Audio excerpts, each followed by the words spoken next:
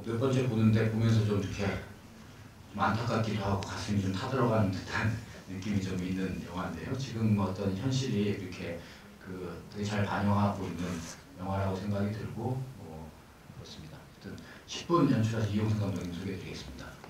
네, 안녕하세요. 10분을 연출한 이용승입니다. 반갑습니다. 감독님 개봉하시고 여기 외국에서도 상영을 많이 하시고 했을 텐데 최근에 근황이 어떠신지 좀 알겠습니다. 그 타이베이 영화제 갔다 와서요. 그 다음에 이제 다음 작품 이제 시나리오 쓰고 있습니다. 상하이, 타이베이 중국권에서도 상을 받으셨는데 그쪽 현지 반응이 어떻던가요? 일단 동양 문화권이어서 그런지 네. 더 많이 이해하는 것 같고요. 네. 특히 가족 부분에 대해서 좀 많이 좋게 보는 것 같아요. 네.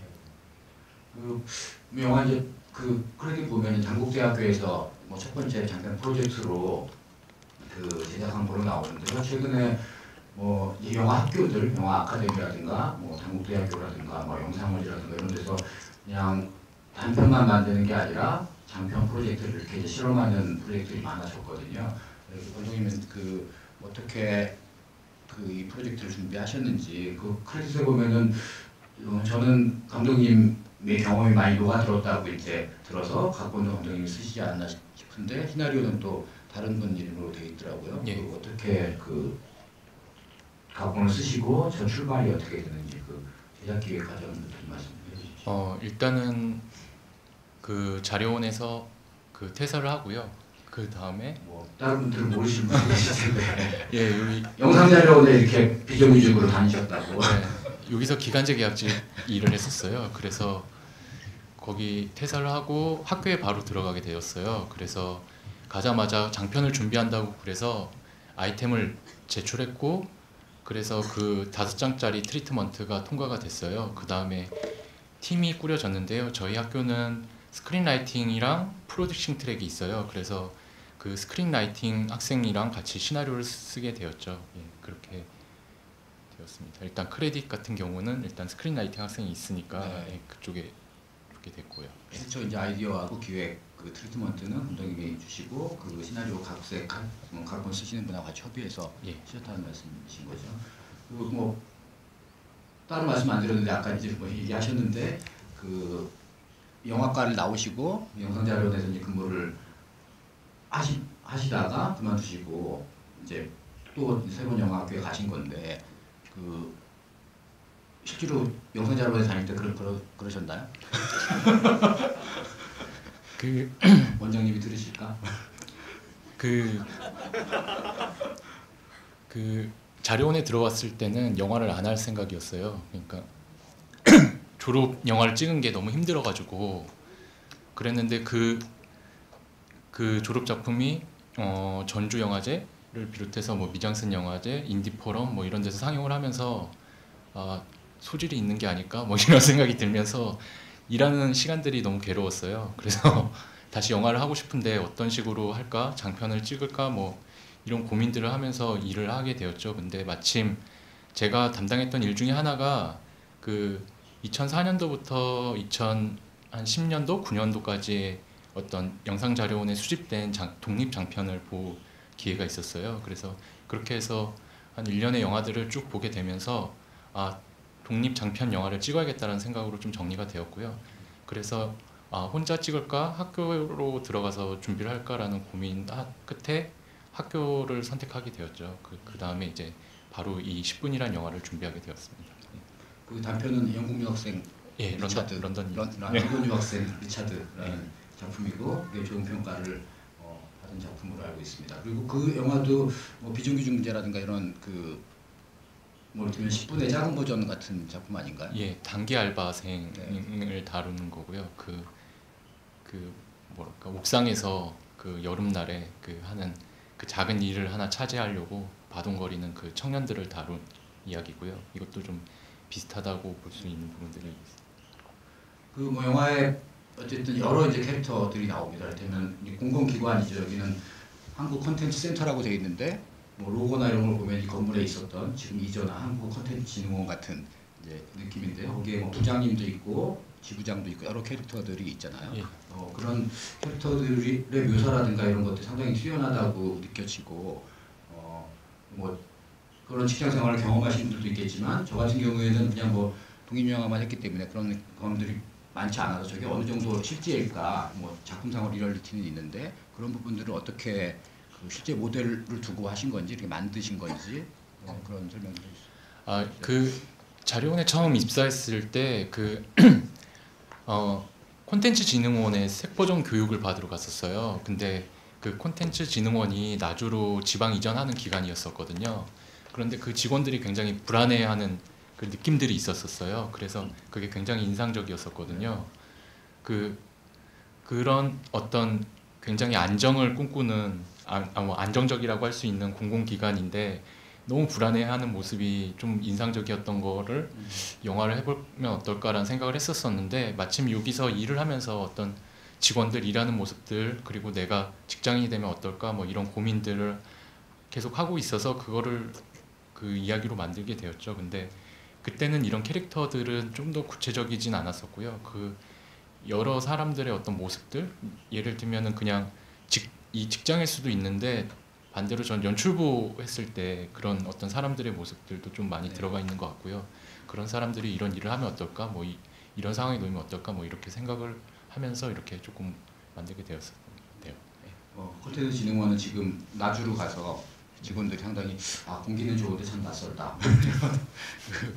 뭐 그런 직원들이 있고 저도 뭐 간접적으로 아는 분들이 계시지만 영화진흥위원회 같은 경우도 뭐 이를테면은 문화관광산하기관 중에 연봉이 제일 높다 이런 이제 기관이에요. 왜냐면 거기는 기관이 오래됐기 때문에 그 열차가 높은 거죠. 그런데 분들도 부산 이전하면서 많이 갈등하는 모습들을 서울에 올라오시면 마치 동창회하는 것처럼 영화인들을 만나고 그러던데 그런 이제 현실들이 좀 반영돼 있다고 느껴지고요.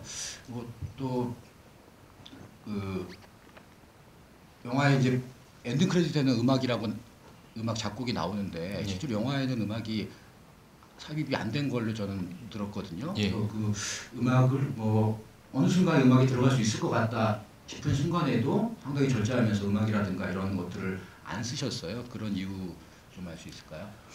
일단은 음악을 한 40곡 정도 받았어요. 근데 막상 쓰려고 하니까 잘 안 붙었고 그러다 보니까 음악 없이 한번 끌어가 보자라는 생각이 들었고 그런 식으로 편집을 할 때 오히려 조금 더 공을 들였고 사운드 디자인 할 때 공을 들였어요. 그래서 음악 없는 게 더 이 영화에 맞는 것 같다라는 생각이 좀 많이 들었었고요.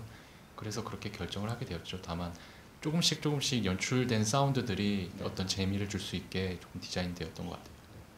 음악하신 분은 뭐라고 그러시던가요? 40곡이나 받아놓고 음악을 고용은 해놓고 안 쓰는 예전에 이창동 감독님이 음악을 수백 곡 만들어 놓고 하나도 안 쓴 적이 있으신데 그런 커뮤니케이션은 좀 미안하거나 이럴 수도 있잖아요. 예, 그래서 부산에서 영화를 보시고 싸늘하게 영화 잘 봤습니다 그러고 가셔서 제가 조금 죄송했던 것 같아요. 근데 어쩔 수 없었어요. 저는 계속 보면 엔딩에는 그래도 뭐가 나오겠지. 그래서 엔딩에도 냉정하게 안 넣고 그냥 끝내시더라고요. 그래서 감독님이 그 기간제 근로를 하시면서 상당히 독한 마음을 품으셨구나. 그런 느낌이 들었습니다. 그 영화 보면 또 인상적인 것들이 이런 이제 저예산 독립영화들 같은 경우에 로케이션, 뭐 어떤 장소 선정이라든가 그걸 세팅하는데 상당히 그 어려움을 많이 겪어서 영화의 이야기의 밀도와 무관하게 그 배경에서 풍기는 것들이 현실감이 떨어지는 경우가 있는데 이건 뭐 그 어떤 공공기관의 그 사무실이라든가 복도라든가 이런 것들이 그 실제 그 공간에서 찍은 것처럼 느껴지는 부분이 있고 그런 뭐 현장 로케이션이나 세팅이나 이런 뭐 미술적인 부분들은 어떻게 그 장소를 있는 공간을 섭외하신 건지 아니면 세팅을 직접 하신 건지 그런 디테일 좀 말씀해 주십시오. 저희 학교에 있는 교수님의 아버님이 그 건축 회사를 하세요. 그래서 회사 사장님이셔가지고 그 건축 회사 사무실을 갔더니 그 입찰 서류들이 많더라고요. 그 뭐 예를 들면은 뭐 무슨 뭐 터널 공사 뭐 이런 거 하는데 그 문서들이 굉장히 유사하다라는 생각이 들었었고요. 여기서 하면 되겠다라는 생각에 들어갔는데 일단은 유리벽이라는 시나리오상에 있는 어떤 그 유리벽으로 둘러싸인 회의실을 만드는데 그 폭이 너무 좁아서 이거를 예를 들면은 이런 걸 뒤집은 거죠. 이렇게 좀 길게 해서 조금 볼 수 있게. 그래서 그렇게 아예 사무실 반토막을 이런 공기관 사무실처럼 세팅을 하게 되었고요. 그 주말에만 이렇게 촬영을 하게 되었어요. 그래서 뭐 평일에는 한 2주 정도는 저분들이 저런 유리벽 사무실에서 근무하는 뭐 이런 상황이었죠. 예. 이제 실제 사무실을 빌려서 찍으신 건데 뭐 그런 부분적인 세팅만 바꿔서 하셨다는 예. 거죠. 예. 아주 스태프들이 고생을 많이 하셨을 것 같은 느낌이 듭니다. 그 관객분들도 영화 보시면서 뭐 궁금하신 점이라든가 영화 보신 어떤 소감이라든가 이런 게 있으시면은 손 들고 말씀해 주시면은 고맙겠습니다. 맨 앞에 계신 분이 정지호 감독의 사랑 이후로. 잠깐만요. 네, 마이크 드리겠습니다. 맨 앞에 분이 있어요.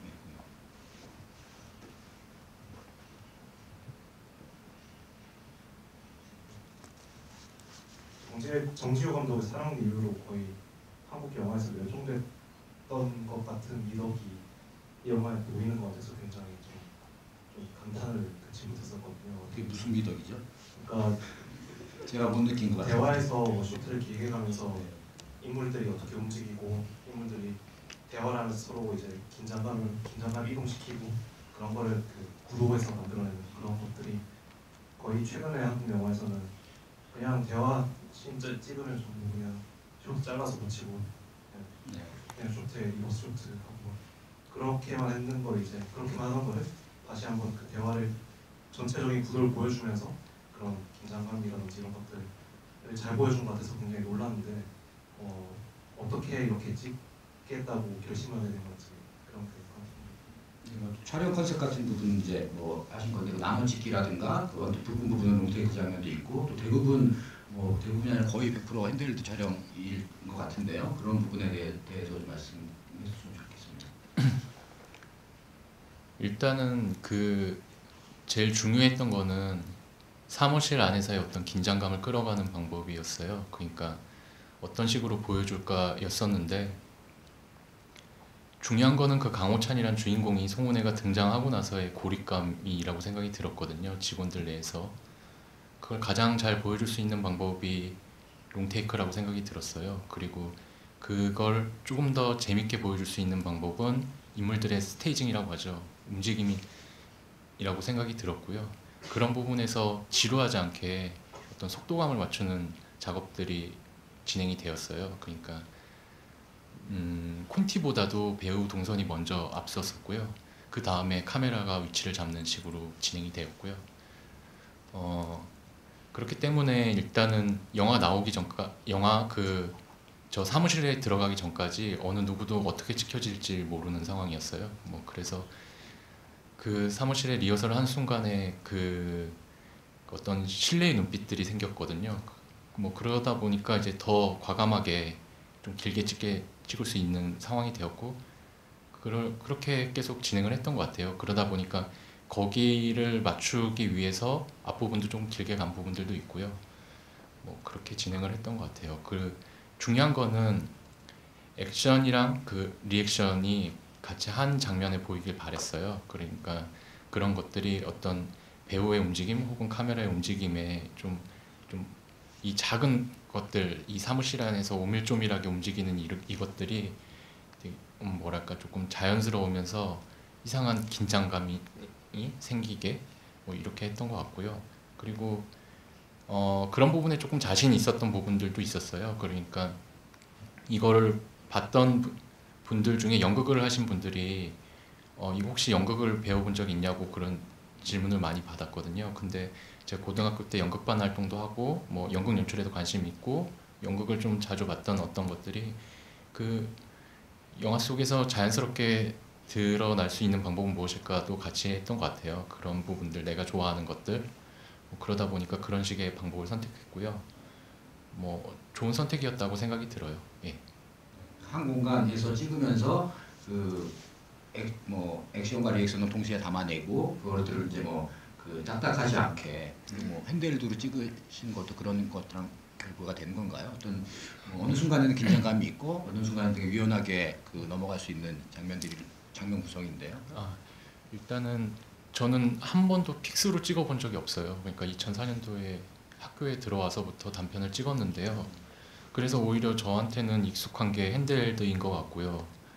그리고 계속 학교에서든 어디서든 저는 영화 감독이라는 분한테는 수업을 들어본 게 대학원 와서 처음이에요. 그러니까 그 학부를 다닐 때는 거의 다 다큐멘터리 감독 교수여서 그냥 다큐멘터리 그 하시는 분이 어떤 단편을 어떻게 봐주고 뭐 이런 것들이어서 그냥 익숙하게 그냥 마음 찍어도 뭐 그랬던 거가 있어서 너무 편한 것들, 그러니까 회차도 적고 그러다 보니까 제가 잘 할 수 있는 부분들에 포커스가 더 맞춰졌던 것 같아요. 그래서 당연히 핸들드였고요. 뭐 다른 고려는 하지 않았던 것 같아요. 예. 그 당국대에서 나온 그 다음 영화도 핸드헬드던데요.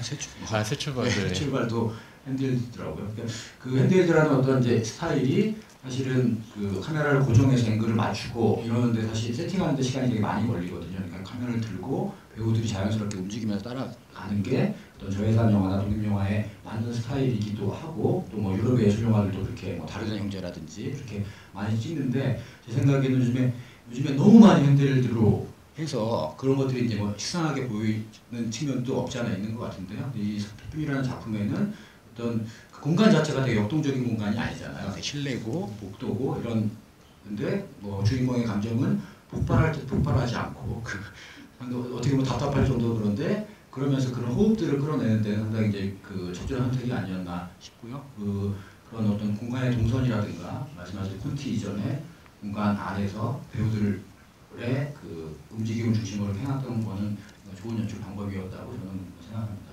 네, 또 관객분들 네, 이 앞에 계신 분 하시죠.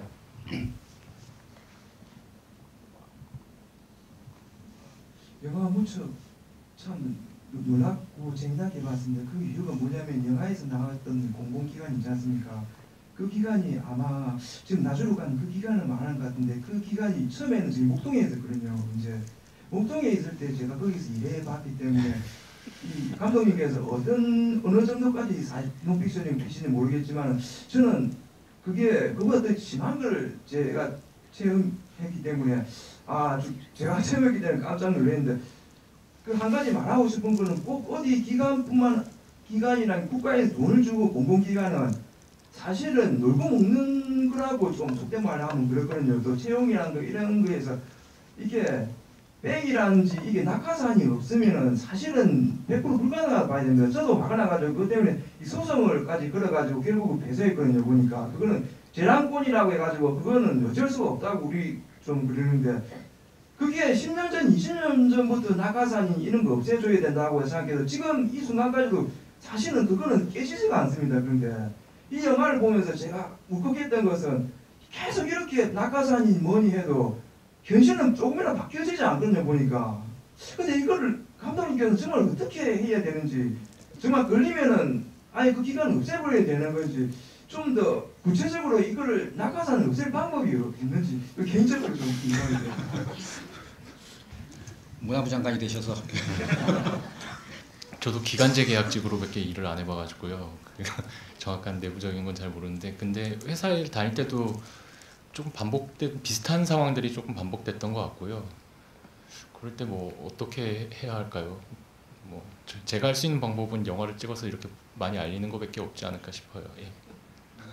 또 이 영화제가 성격이 좀 애매하게 느껴질 수도 있는 것 같아요. 사실 어떤 공기업의 그런 뭐 비리라든가 이런 것들을 고발한다기보다 어떤 선택의 기로에 있는 그 인물 그런 선택에서 그 어떤 강요를 받는 거잖아요. 정규직을 뭐 자기가 선택할 수 있는 건 아닌데 너 정규직 기회가 있지 않냐 이런 유혹들, 뭐 현실의 유혹들 그리고 자기가 꿈꾸는 어떤 방송국 PD가 되겠다는 꿈 그런 것들이 중심인 것 같고요. 그 공기업의 어떤 상황들은 사실 뭐 그 공기업뿐만 아니라 민간 기업이든지 어디나 우리 사회생활에서 있어 부조리한 측면들이 어디나 있을 수 있는 거기 때문에 그렇게 뭐 봐주시면 좋을 것 같고요. 뭐 관객분들한테 또 느끼는 강도에 따라서 본인의 경험이라든가 이런 거에 따라서 느끼는 강도가 좀 달라질 수 있을 것 같습니다. 말씀 잘 들었고요. 옆에 분 질문하시겠습니다. 예.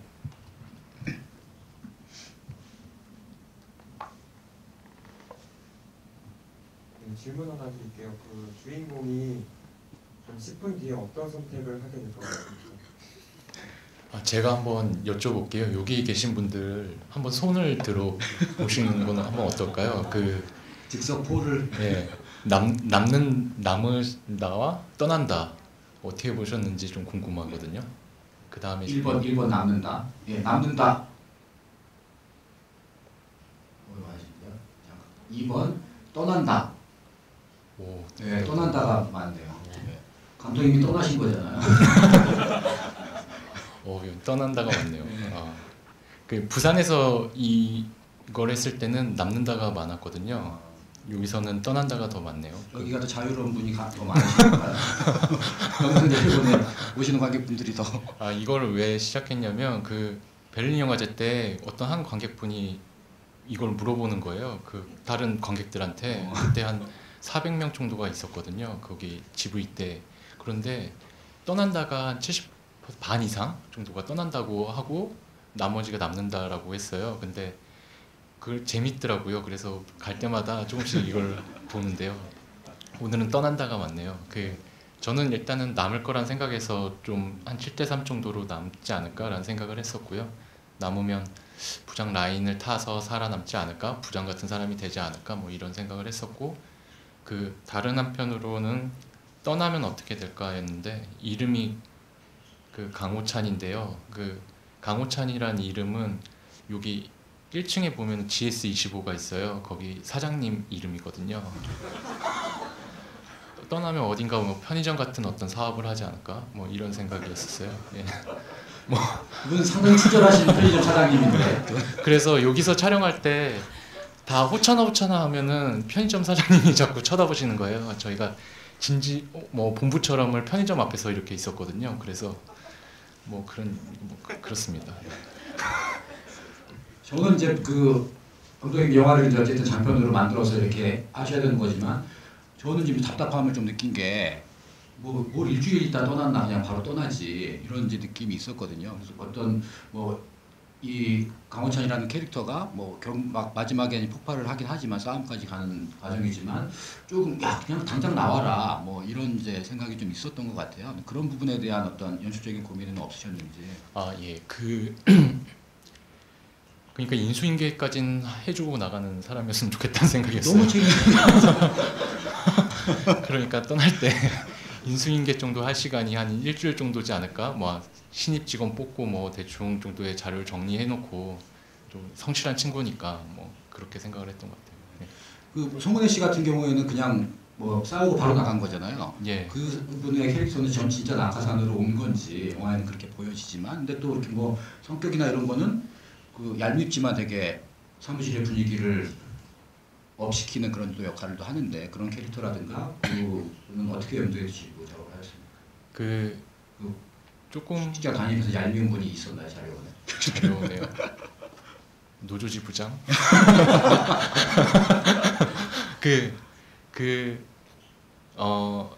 지금 좀 표현은 조금 잘 안 된 것 같은데요. 송은혜란 캐릭터는 그러니까 우리 시대 여자 엄석대였으면 좋겠다라는 생각을 했었고요. 네, 엄석대는 우리들이 그려진 영웅의 그런 느낌이었는데 그게 좀 잘 안 산 것 같은데 오히려 조금 더 그냥 더 발랄한 친구가 되었어요. 그리고 조금 더 맹한 친구가 되어버렸는데요.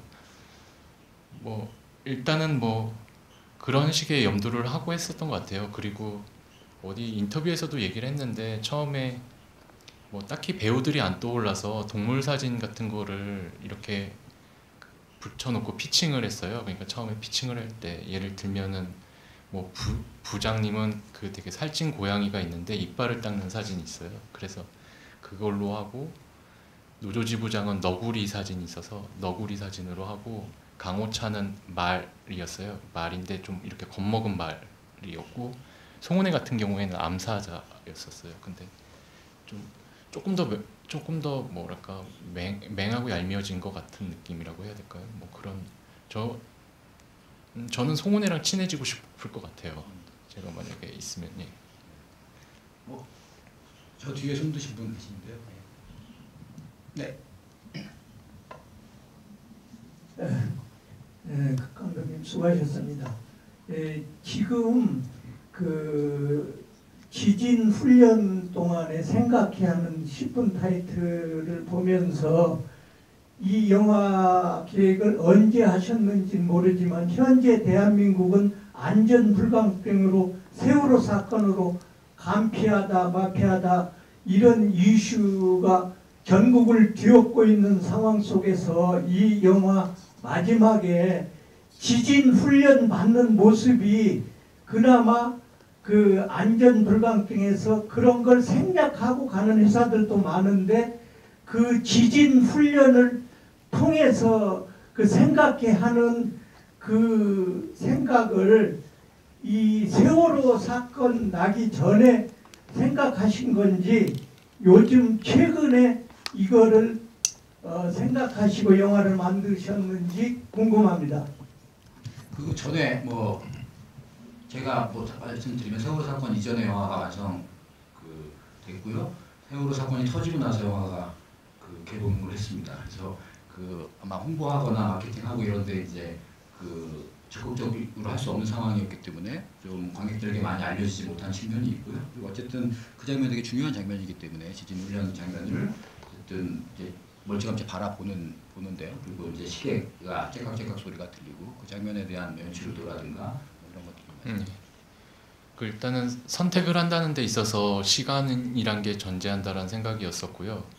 그걸 보여주는 방법이 지진 대비 훈련인 것은 그 흔들린다는 게 재밌었어요. 그러니까 흔들리고 얘 마음이 흔들리고 있는데 그 직원들은 그 흔들리는 상황을 대비하고 있고 그런 좀 뭐랄까 굉장히 일상적이면서 뭐 이런 공기관에서는 뭐 민방위 훈련 뭐 이런 것처럼 재난 훈련처럼 일상적인 어떤 모습 속에 담아내고 싶었거든요. 그래서 그런 것들이 유리벽을 사이에 두고 그것을 바라보고 또 그러면서 강호찬 입장에서 처음으로 그러니까 이거를 좀 하고 싶었어요. 이 영화를 할 때 예를 들면 제가 회사를 다닐 때 그 어떤 뭐 계약직이든 뭐 인턴이든 어떤 직원이든 그 사람에 대한 그 윗사람들이 어떤 평가를 내리는 말을 쉽게 하는 걸 봤었거든요. 그러니까 예를 들면 쟤는 어떻고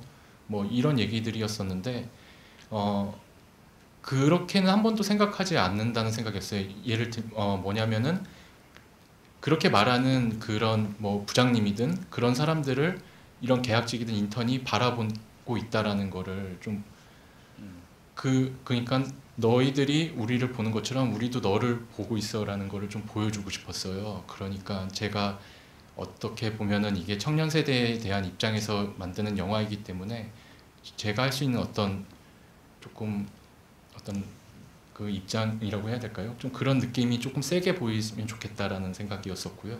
그래서 이런 거를 같이 엮어서 엔딩으로 만들게 되었죠. 네.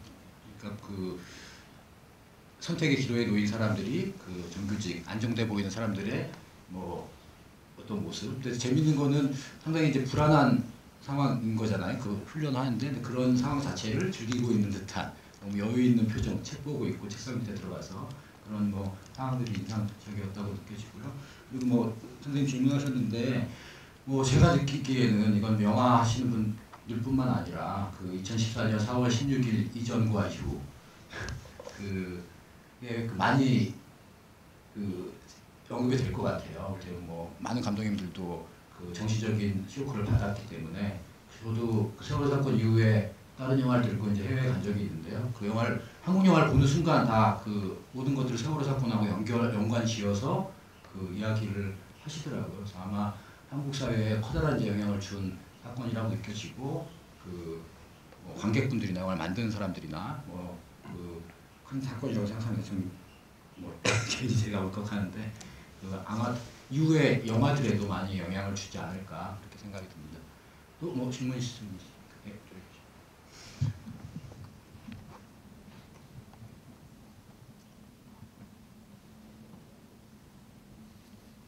예.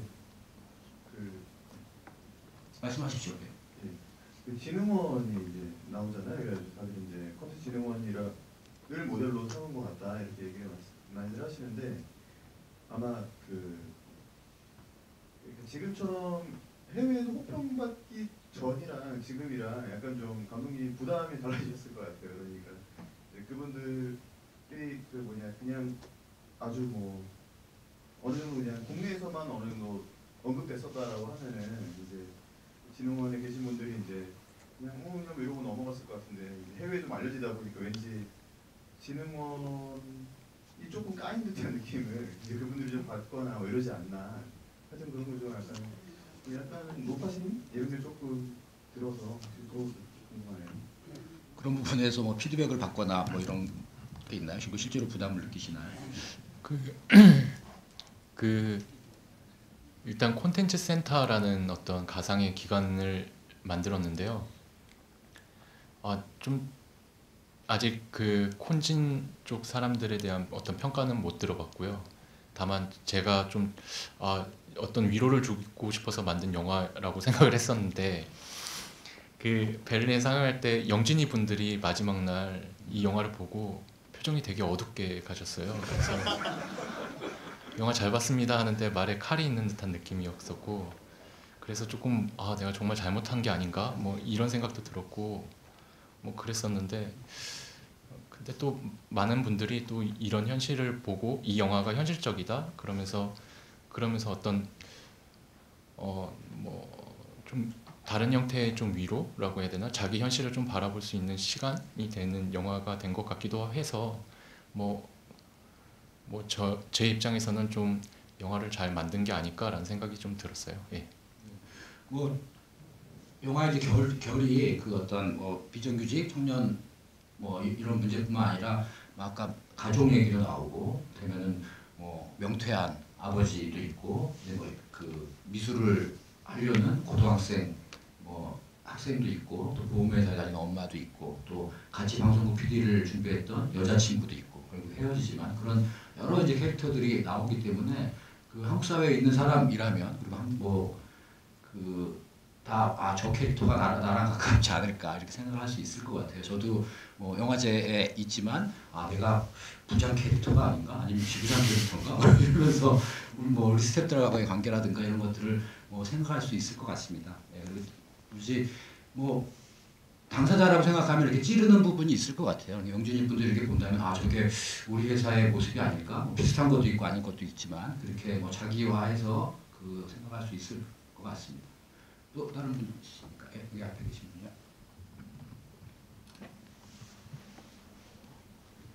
저 영화 잘 봤고요.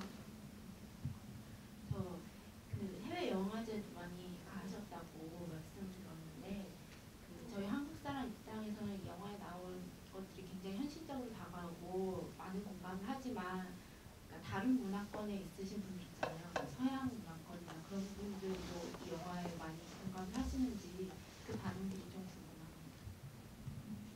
그래서 많이 돌아다니는 것 같아요. 그러니까 공감을 안 하면 안 불러주겠죠. 그 등잔 밑이 어둡다고 그 분들 역시도 지금 뭐 높은 실업률과 함께 그 금융위기 이후로 비정규직이 굉장히 많이 생겼고요. 그런 사회적인 문제 아래서 그 사무실을 다루는 영화가 없어요. 거의요. 전 세계적으로요. 그러니까 큰 사건 없이 그런 일상적인 모습을 좀 지루하지 않게 긴장감 있게 보여준 부분에서 조금 많은 점수를 받은 것 같고요. 그리고 그렇기 때문에 뭐 어디 나라를 가면은 다 예를 들면 뭐 미국에서 그때 상영했을 때는 이거 아메리칸 시츄에이션이라고 그러면서 그 전 2회가 다 솔드아웃이 됐어요. 상영하고 나서 뭐 그런 식인 거죠. 그러니까 이게 단순히 한국만의 문제는 아닌 것 같아요. 그리고 뭐 대만을 가도 마찬가지고 특히 대기업 중심인 나라들 그리고 실업률이 높은 나라들 뭐 이런 나라를 가면은 훨씬 더 절박하게 하는 것 같아요. 그러니까 영화를 절박하게 보는 것 같아요. 그러니까 한국 사람들보다도 더 왜냐하면 물가가 더 비싸니까 어떻게 살까라는 생각이 좀 들었거든요. 막막할 것 같다는 생각 들고 그 생존의 문제인 것 같고 뭐 그렇게 보는 것 같아요. 네. 그리고 뭐 그 영화 제목이 10분이잖아요. 이 제목을 먼저 정해놓고 하신 건지 엔딩을 먼저 떠올리면서 이렇게 하신 건지 그 영화가 진행되는 과정에서 10분이라고 타이틀을 지은 건지 그러니까 영화를 모르는 사람의 입장에서 보면은 10분이라면 SF 영화인가? 타임머신인가? 이런 생각 들고 그 영화를 보면 이게 10분이라는 게 뭔지 딱 이제 캐치가 되지만 영화를 보기 전에는 영화를 이제 설명하는 수식이 아니기 때문에 고민도 하셨을 것 같은데 그 제목에 대해서 좀 말씀해 주십시오. 그 일단은 처음 시작부터 10분이었고요. 제일 처음부터 바뀌지 않은 것들 중에 하나였던 것 같아요. 10분이라는 거는. 근데 이게 제목을 바꾸라는 얘기는 영화 찍고 나서 많이 들었던 것 같고요. 영화가 보여질 때 문제가 생긴다. 왜냐하면 10분이라는 걸 검색하기가 너무 힘들고 안 나와요 검색하면. 그리고 세월호 사건이 터지고 나서 일주일 후에 개봉이었었는데요. 저희가 P&A 비용이 3천만 원이라는 굉장히 작은 돈으로 P&A를 하다 보니까 지면 언론밖에 할 수가 없었었는데 모든 그게 세월호 무전 10분, 뭐 최후 무전 10분 뭐 이런 걸로 다 덮였어요. 그래서 10분을 찾아볼 수가 없게 되었죠. 그러니까 뭐 여러 가지로 안타까운데요. 뭐 그런 부분에서 좀 제목을 잘못 지은 거라는 생각도 좀 들고, 근데 또 다른 한편에서 이 영화를 길게 본다라면 이건 내가 원하는 어떤 것을 충실히 담은 제목이지 않을까? 뭐 이런 생각이 들어요. 그래서 일단은 너무 잘 지은 것 같다. 뭐 이렇게 좀 그러고 있습니다. 처음부터 계속 자기 칭찬을 하고 기분이가 있습니다. 제목도 잘 적고 이게 감독님이 이제 뭐 이렇게 준비하시고 그래서 뭐 제목을 정하고 영화를 보시는 분들이 10분의 의미를 그 짧지만 긴 시간을 이제 영화적인 시간으로 느껴졌으면 좋겠다 이런 의도는 있지만 어쨌든 영화를 만들어 놓으면은 그 돈이 들어간 거고 또 많은 관객들이 봐야 되는 거니까 뭐 실제로 독립영화들 같은 경우에는 만들어 놓은 거 배급할 때 제목이 바뀌는 경우들도 꽤 있어요. 그리고 제목이 너무 상업적이지 않다, 아무것도 설명하지 않는다. 뭐 아이패드 걸고 스태프들 사이에서 그 제목을 정하는 사람이 아이패드를 줄게. 근데 뭐 결국은 감독이 정한 걸로 가더라고요. 결국. 그런 게 이제 딜레마이기도 하죠. 상업적으로 기획돼서 제목과 배우가 있고 이런 거랑 좀 다르기 때문에 10분 저도 이렇게 준비하면서 찾아봤는데요. 이용승 씨는 또 다른 유명한 분이 감독님보다 유명한 분이 계시더라고요. 뭐 축구 선수 뭐 그런 거 있는 거예요. 검색하기 상당히 힘든 마케팅하는 입장에서는 아마 그런 부분들도 스트레스 받았을 것 같은데 저도 뭐 10분이 먼저 정해졌다는 거는 좀 인상적인 포인트라고 생각이 듭니다. 또 질문 있으신 분 계십니까? 그 영화에 이제 다음에 그 엔딩으로 가기 전에 싸우기 직전에 술 취해가지고 나와서 뭐 어떤 인위적인 장면이 이제 들어가는 컷이 유일한 것 같은데 광어를 이제 자르는 장면이 있잖아요. 예. 그 만약에 사시미를 뜨는 사람이 그렇게 안 할 것 같은데 광어 머리를 딱 자르는 장면이 있는데요. 그 임팩트가 좀 있는데 어떤 의도로 그렇게 그런 장면을 넣으셨는지. 일단은 제가 좀 지키고 싶었던 어떤 것 중에 하나가 필름이 끊기는 거였어요. 그러니까 제가 이것도 경험일 수 있는데요. 자료원에서 회식 때 마지막 좀 당국대에 가기로 결정된 회식 때 술을 먹고 필름이 끊겼는데요. 그 어디 무슨 국도 같은데 되게 위험한 거기에 쓰러져 있었고 경찰이 뭐 랜턴을 막 비추면서 뭐 일어나세요, 정신 차리세요. 그런데 제가 살려주세요 뭐 이런 걸 했던 기억이 나요. 그래서 필름이 안 끊겼네. 예, 다음날 계속 되새기다 보니까 그리고 경찰이 날 바래다 준 것 같은데 막 이런 생각들부터 해서 다음날 회사 어떻게 가지 막 이런데 다 괜찮아요 뭐 이런 질문들이었었는데요. 그걸 좀 살리고 싶다는 생각이 들었었어요. 되게 저는 안정적이라고 생각했었는데 굉장히 불안했었던 것 같고요. 이 친구가 그 횟집에서 필름이 끊긴 게 끊겼을 수도 있고 아닐 수도 있어요. 그런데 어떤 끊겼다는 느낌을 살짝 주고 싶었어요. 그래서 그렇게 보여줄 수 있는 방법이 무엇일까였었는데요. 그때는 시점샷이었어요. 그러니까 광어를 자르는 것을 시점으로 이제까지는 다 떨어져서 보는데요. 그 장면 하나만 시점으로 찍었고요. 그리고 그 들어가는 복도를 들어가는 사운드도 좀 다르고 네. 이렇게 그 다음 와 하는 것도 조금 더 과장시켜서 연출을 시켰던 것 같고요. 비도 그 왔을 때는 아닌데 좀 비가 일부러 내린 날 그때 찍었고요. 뭐 그런 식으로 조금 이게 얘가 필름이 끊겨서 환상인지 아니면 현실인지 애매모호하게 좀 보여주고 싶었었어요. 그 장면만큼은. 그래서 그렇게 하게 되었죠. 뭐 주인공이 계속 감정을 절제하고 참고 인상만 쓰고 있다가 어떻게 보면 폭발하는 장면인데 거기서 어떤 그런 뭐 사운드든지 그런 어떤 장면의 효과들이 뭐 나오는 것 같습니다. 되게 영화적으로 제가 느끼기에 좀 균형이 깨지는 거 아닌가 이런 이제 느낌도 살짝 있긴 했었는데요. 인상 깊게 봤던 것 같습니다. 인가하시겠습니까? 예, 그 지금 진행하시는 사회자님 팟캐스트에서 목소리가 많이 귀에 있거든요. 왜냐면 사회자님 본인 소개를 안 하셔서요. 아, 네, 했는데요. 아, 하셨어요? 네. 그 본인 소개 좀 다시 부탁드리고요. 이용승 감독님 그 본인이 그 이렇게 연출하시기 전에 예전에 본인이 연기했던 경험들이 어떻게 됐었는지 좀 궁금한 게 좀 생각이 났고요. 그 이유는 워낙 연기를 잘하는 배우들이긴 한데 이렇게 연기에 대한 디렉팅이 이렇게 그러니까 본인이 이렇게 해 보통 그 감독님들 중에서 어떤 분들은 본인이 이렇게 잘하든 못하든 그 자리에 서서 이렇게 대사를 하는 거 이런 거 하는 경우가 있고 또 어떤 분들은 사전에 대화를 많이 해서 연기를 끌어내는데 감독님은 어떤 스타일로 다 연기를 끌어내는지 그 전에는 어쨌든 본인이 연기 경험이 있으신지. 연극을 하셨다고 그랬는데 연기 경험은 이제 말씀 안 하셨는데요. 예. 저는 조영각이라고 하고요. 서울독립영화제라는 영화제에서 그 집행위원장을 맡고 있고요. 몇 편의 독립영화들의 프로듀서 활동을 하고 있습니다. 팟캐스트는 얼마 전에 그 좀 잠깐 출연했었는데요. 요즘에는 안 하고 있습니다. 반응이 너무 무섭더라고요.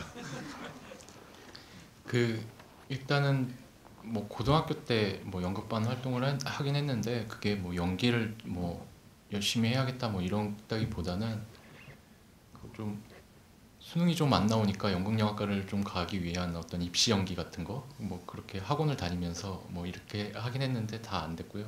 뭐 배우 지망도 하셨던 거예요? 아, 배우 지망이 아니라 뭐 실기를 그걸 준비를 해야지 뭐 그런 게 있더라고요. 뭐 독백 같은 거 막 그래서 말도 안 되는 거 막 하고 그랬었거든요. 지금 생각하면 너무 창피한데요. 뭐 그 정도인 거고 그 연기 연출에 대해서 이야기를 하면요.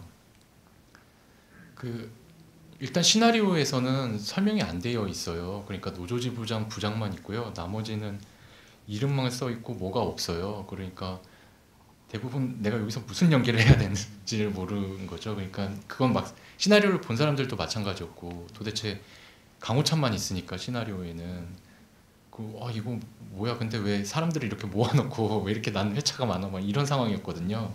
그래서 모여서 얘기를 많이 했던 것 같아요. 그래서 업무를 얘기했던 것 같아요. 그러니까 지방 이전에 뭐뭐 담당이다. 지방 이전에 뭐뭐 담당이다. 기관에서 뭐 그렇게 업무 분담을 좀 시켜놔서 그 업무 분담에서 할 수 있는 일들 그리고 그 안에 있는 소품들을 활용할 수 있는 것들 그런 걸 해서 그냥 거의 애드립처럼 만들어진 거거든요. 그러니까 그래서 자연스럽게 보였을 수도 있는 것 같고요. 그냥 그 캐스팅할 때가 오히려 더 중요했던 것 같은데 그러니까 뭐 예를 들면 뭐 소독제 뭐 술자리에서 그 장리우 배우님을 만났던 어떤 느낌들 뭐 이런 아니면 김종고 선배님 그 전에 뭐 영화에서 봤을 때 느낌들 뭐 그런 느낌들을 가지고 이런 사람이었으면 이렇게 했으면 좋겠다고 이렇게 했으면 좋겠다고 뭐 이렇게 해서 서로 아이디어를 내면서 이렇게 만들었던 것 같아요. 그래서 딱히 뭐 애드립을 어떻게 너무 심한 거는 아니다라고는 했지만 그 나머지는 뭐 그렇게 하지 않았고요.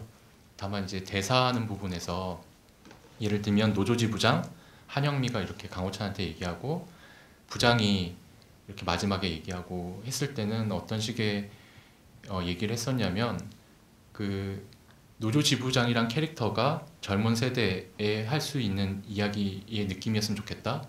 그리고 한영미라는 캐릭터가 젊은 세대에 이야기할 수 있는 어떤 느낌이었으면 좋겠다. 뭐 부장이라는 캐릭터가 그 젊은 세대에 이야기하는 느낌이었으면 좋겠다. 그런 거를 조금 가르치려는 듯이 아니라 그냥 그 캐릭터가 말하듯이 은연중에 아니면 그 어떻게 보면은 좀 그 여러 세대들의 입장에서 젊은 세대를 바라보는 그런 느낌이었으면 좋겠다라고 얘기를 했던 것 같아요. 그런 부분만 조금 잡아가고요. 나머지는 거의 열어놓고 갔던 것 같아요.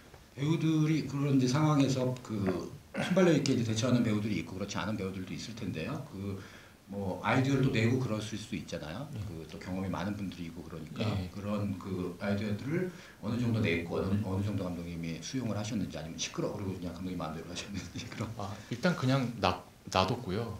그 좀 아까운 게 그 장리우 배우님이 애드립을 많이 한 재밌는 장면들이 많았었거든요. 네. 근데 그런 방식들이 그게 조금 노조지부장이랑 겹쳐지는 부분들이 있어서 그 재밌는 부분들을 좀 많이 못 쓴 거, 뭐 이렇게 그렇게 균형을 좀 맞춰가야 되니까 그런 것들이 나중에 편집 때 오히려 결정이 됐던 것 같아요. 예. 네, 또 다른 분 질문 있으십니까? 네, 저 뒤에 계신 분 먼저 하시겠습니다.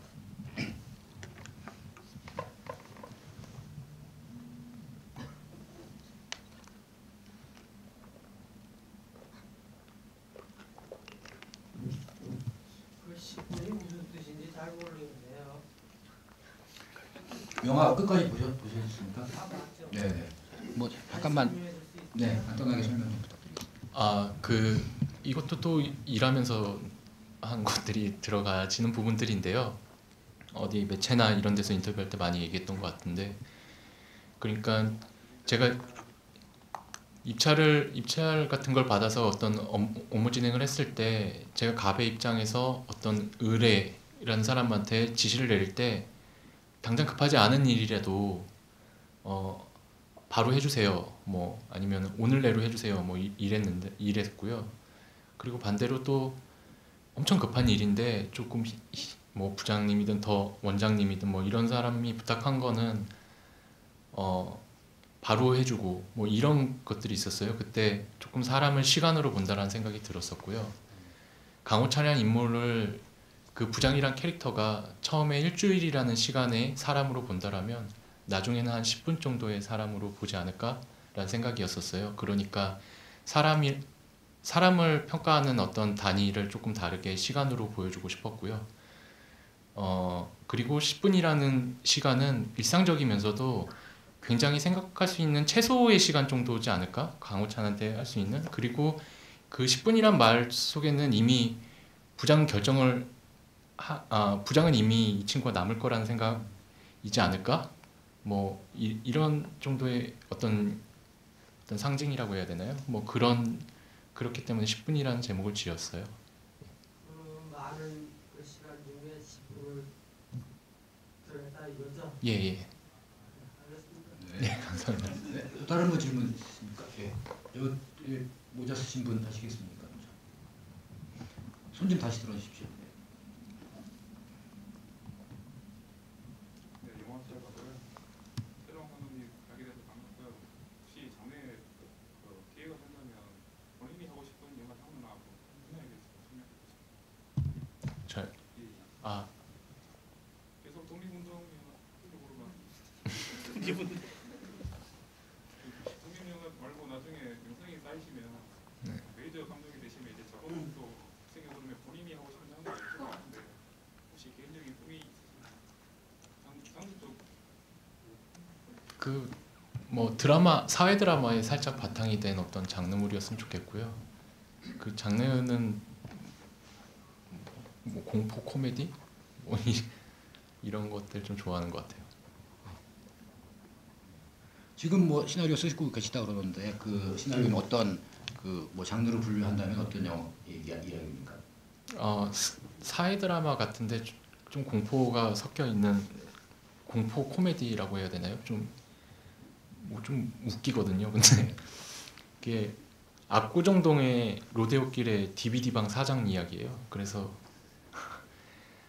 가로수길에 상권이 밀린 로데오길에 DVD방이 안 팔리는 거예요. 월세는 엄청 많이 내는데 손님은 뭐 그러고, 그게 원래 시작에 들어간 거는 영화 보면서 쉽게 돈 벌 수 있다고 해서 들어간 건데 월세도 엄청 밀고 뭐 그래서 뭐 그러면서 가게 팔려고 발버둥 치는 어떤 한 남자를 쭉 따라가는 이야기예요. 예.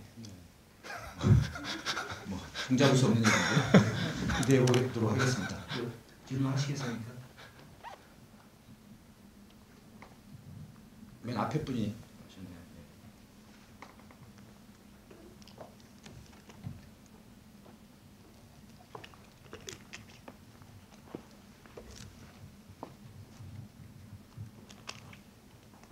시네마스코프가 사실 잘 찍기가 힘들잖아요. 아무래도 좀 옆으로 길다 보니까 구도 잡기도 약간 좀 까다로운 점이 있고 한데 되게 이 영화에서는 되게 시네마스코프를 잘 하려고 한 것 같은데 굳이 시네마스코프를 선택한 이유가 있다는 건지 좀. 네, 화면 비율, 와이드 화면 비율에 대해서 질문하겠습니다. 직원들을 한 번에 이렇게 보여주기 제일 좋은 건 것 같아요. 그러니까 굳이 높은 게 필요가 없었거든요. 왜냐하면 파티션이 낮아서 전반적인 구도 자체가 아래쪽에 있게 되더라고요. 그러니까 파티션이 있으면 그 위가 굳이 필요가 없는 거죠. 이게 했을 때 구도가 좀 이상하다라는 생각이 들었고요. 그리고 이렇게 펼쳐졌을 때 인물이 작아 보이고 싶었어요. 그러니까 주인공이 뭐 그런 부분에서 저는 시네마스코프만큼 좋은 게 없지 않았나라는 생각이에요. 더 길기 때문에 동선을 잡기도 좋았거든요. 이렇게 움직임도 그렇고 뭐 이런 부분들이 선택을 하게 되었죠. 결국은 사무실 장면이 어찌됐든 잘 나와야 되고 무조건 거기서 승부를 봐야 되는 영화였기 때문에 뭐 그렇게 선택을 하게 되었습니다. 네, 뭐 마지막으로 한 분 정도만 질문 더 있으시면 받고요. 그 마무리하도록 하겠습니다. 뭐 있으시면 손 들어주시겠습니까? 네. 네, 저쪽 분 하시겠습니까? 억지로 마이크를 드린 건가요? 너무 잘 들었고요. 네, 호찬이 강남 출신인 것으로 나타나는데 그런데 이제 마이크 대고 네, 해주시죠. 보통 영화나 텔레비전에서 강남 출신이면 좀 부유함의 상징 그런 식으로 나타나는데 호찬은 생활고를 겪는 것으로 나타나잖아요. 그래서 좀 강남 출신인데 생활고를 겪는 그렇게 복잡한 인물이라는 게 좀 흥미로워서 그에 대한 설명을 좀 듣고 싶고요. 그리고 이거는 이제 영화 보다가 한 가지는 재미있는 생각인데 전에 런던 유학생 리차드는 아르바이트생이 아마 여름에 단기 알바를 했던 인물이었던 것 같아요. 그리고 런던 유학생 리차드의 러닝타임 자체가 28분 정도 굉장히 짧았던 것 같고요. 그리고 호찬이 6개월 정도 일을 하는데 1시간 반 정도 러닝타임이 늘어났고 그래서 만약에 감독님께서 다음 영화에 뭐 준정규직이나 정규직 주인공을 하게 되면 그에 따라서 러닝타임도 늘어나게 되는지 그런 것도 궁금한데 답변 부탁드립니다. 일단은 강남에 왜 사는지가 그런 부분을 좀 다루고 싶었어요. 그러니까 아들 교육 때문에 무리해서 전셋집에 사는 그러니까 강남권에 있는 학교를 다니면서 뭐 그런 아버지, 그런 어머니 밑에 자란 호찬이란 그런 걸 좀 잡았었던 것 같고요.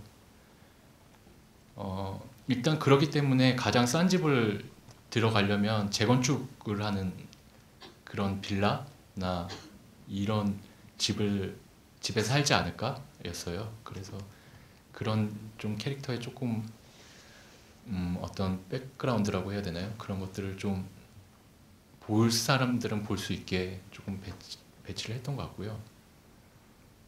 그리고 다음 것도 결국 DVD 방이니까 거기에 알바생이 나오거든요. 주인공은 이입할 수는 없으니까 결국 사람들은 알바생을 따라가게 될 텐데요. 뭐 그것도 한 달 정도의 한 달? 겨울 동안의 일이어서 뭐 조금 늘어났네요. 그 사이 정도지 않을까. 리차드와 10분의 그 사이 정도의 기간. 예. 아마 뭐 직장을 다니다가 그만두고 자영업을 하는 어쨌든 예. 네, 그런 상황에 뭐 아르바이트생이 결합되는 그런 얘기가 될 것 같습니다. 아무튼 뭐 그 긴 시간 동안 얘기 뭐 이런저런 얘기 나눴는데요. 뭐 충분하지 못할 수도 있을 텐데 뭐 마냥 할 수는 없으니까 뭐 이쯤에서 마무리하겠고요. 감독님 뭐 그 어쨌든 영화 개봉한 지도 이제 한 3달 정도가 지났고 그 개봉하는 과정에서 뭐 세월호라는 사건도 있어서 이렇게 말벌탈 좀 어려움도 있고 그랬을 것 같은데요. 그동안 뭐 작품에 대한 소감이라든가 뭐 관객들의 반응에 대한 소감이라든가 이런 것 좀 말씀 좀 해주시겠습니다. 일단 토요일 날 이렇게 찾아와 주셔서 진심으로 환영하고요. 그리고 좀 가셔야 되는 상황입니다. 이제 와서 환영을. 좀 힘들었었어요. 개봉하고 나서. 이거는 어차피 학교에 모든 것들이 귀속된 영화여서 흥행 스코어도 상관없고, 그런데 어떤 게 힘들었었냐면은 내가 과연 한국 관객이 봐주길 바라는 영화를 만들었는데 한국 관객한테 외면받은 느낌이었었어요. 그게 여러 가지 것들이겠지만 어찌됐든 극장 시간대도 그렇고 이런 상황들을 전혀 몰랐었던 상황이었기 때문에 이런 경험이 익숙치가 않고 이런 상황에 이렇게 맞닥뜨려진 상황을 어떻게 대처해야 될지도 모르는 어떻게 대처해야 될지도 모르겠어서 그냥 멘붕이었었거든요. 그러면서 영화가 내려지고 오히려 IPTV나 어떤 토렌트에 돌면서 사람들이 꽤 많이 보게 되는 상황이면서 이런 얘기들이 나오고, 특히 배우도 알아보는 사람이 점점 늘어난다고 이런데 굉장히 만족스럽거든요. 지금 상황이요. 어차피 제가 가져가는 건 없기 때문에 모든 건 학교에 귀속되어 있어서, 그래서 좀 많이 봐줬으면 좋겠고, 여기저기에 주변 사람들한테 토렌트에도 많이 있고 나도 파일을 갖고 있으니 뭐 원한다면은 뭐 한번 볼래? 뭐 이런 식으로 해서 여기저기에 많이 뿌려주셨으면 좋겠습니다. 그리고 그 영화가 그렇게 됐지만 결국 다음 영화를 잘 찍고 해서 10분이란 영화에 조금 생명력을 줄 수 있는 방법은 결국 제가 다음 영화를 잘 만드는 것들, 이게 제가 할 수 있는 최선일 것 같아요. 그래서 저는 다음 영화 열심히 준비해서 10분 재밌게 보신 분들 찾아서 봤을 때 정말 성장하고 있구나 뭐 이런 게 느껴지는 연출자가 되도록 노력하겠습니다. 감사합니다. 많은 이제 독립 영화들이 그런데요.